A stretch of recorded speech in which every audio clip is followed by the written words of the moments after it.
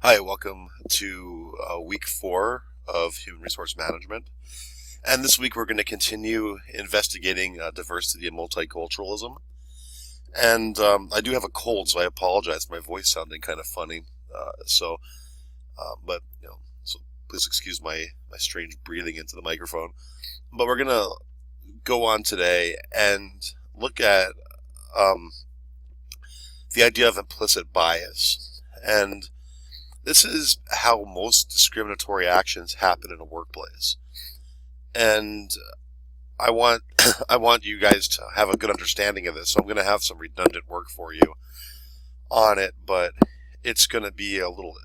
I think it'll be really interesting and something that you'll have a lot of information and things you can talk about later on.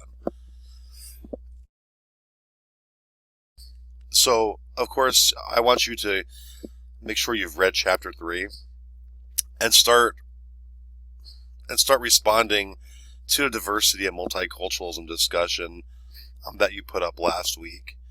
If you didn't put one up yet, go ahead and put your initial post. I realized kind of late that I forgot to put that on the initial assignment sheet. So get started on that. And remember, log on your 3 different days and have your discussion post for that. Then I want you to make sure you watch the 4 videos I have on implicit bias. And like I said, this is a very interesting concept. I'll discuss this a little bit more once I go through this list here. Then I want you to write a short summary, 1 to 2 paragraphs of each of the 4 videos. And like I said, they're going to be a little redundant. But the reason is I want you to really have a good understanding of this. This is something that, it's something that we all have, and it's important to acknowledge. Then you're going to take an implicit bias test. So you'll be able to see where you have biases. This is a free tool, and so one nice thing is you could take away from this class, you can have this tool to bring on for your career where you can you can give these tests out to people.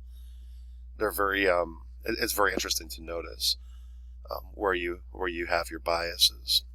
Then there's a drop box on your implicit attitudes test. And then I want you to post an initial discussion about your personal biases. So you don't have to tell everybody what your personal biases are. That's a personal thing. But I want you to discuss how knowing these could be important. And then lastly, I want you to start thinking of an HR topic that you'd like to explore for your paper for this class. You're going to have a paper that other students are going to read, and I want you to have fun with this. So you can pick a topic that I didn't cover in class. You can get a little creative. Have a little fun with this. Last semester I had a student do a great presentation on the WPA, and that's a government program that they had to get people to work, but he investigated with a human resource lens. So I think it's something you can have some fun with. You can go ahead and discuss something we covered in the class or something you're very familiar with, but I want you to also know you can go ahead and get a little creative with this. And I'll start going over how to work that paper. So we'll do it incrementally. We'll work in portions, and then you'll have a almost complete project by the time you're done. You polish it up, and then you're good to go. So we have 4 videos here.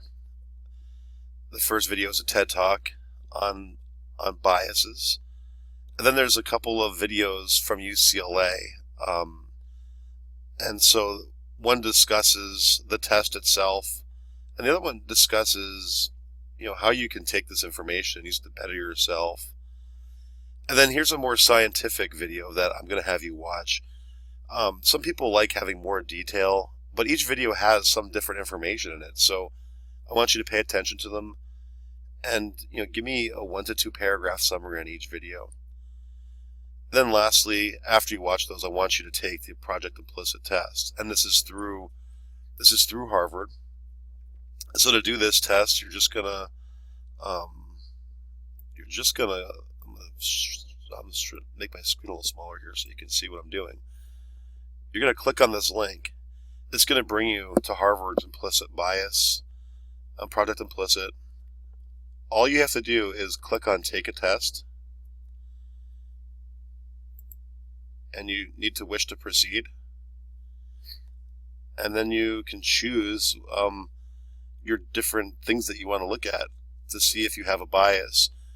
And some people have some fun with this. I have students in my race and ethnic relations class do this test, and some students actually do a bias test about their own nationality, and they're surprised that they might have a bias against the people they were raised against around. So it's something, it's very interesting. So the more you take, the better. You don't have to take a whole bunch, but they take about 4 minutes each to do.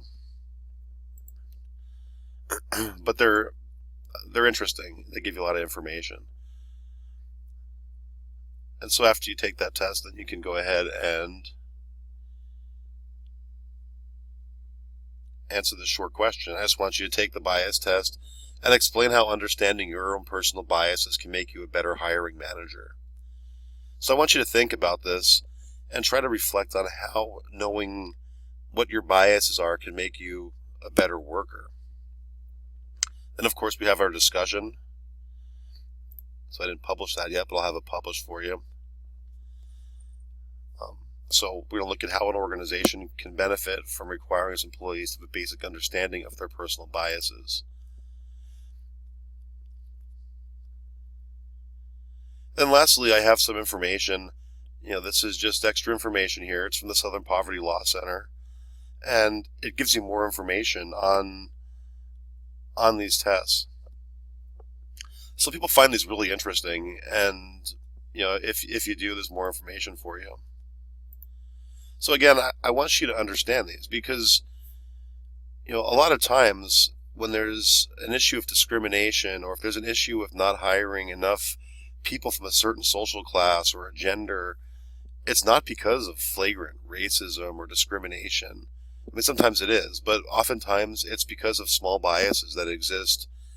And, these small biases can result in having a situation that's discriminatory, without having any real discriminatory people. You can have a situation where you have discrimination without overt discrimination going on. So I hope you understand that. But if not, I think you will as you go through this assignment.